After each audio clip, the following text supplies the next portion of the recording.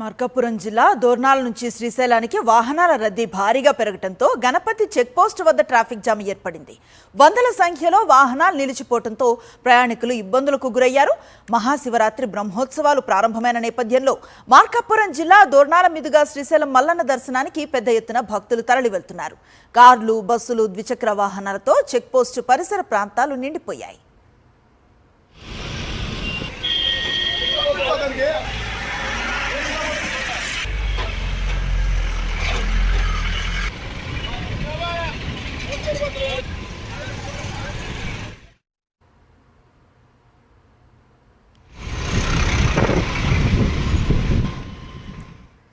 మార్కాపురం జిల్లా దోర్నాల నుంచి శ్రీశైలానికి వాహనాల రద్దీ భారీగా పెరగడంతో గణపతి చెక్పోస్ట్ వద్ద ట్రాఫిక్ జామ్ ఏర్పడింది.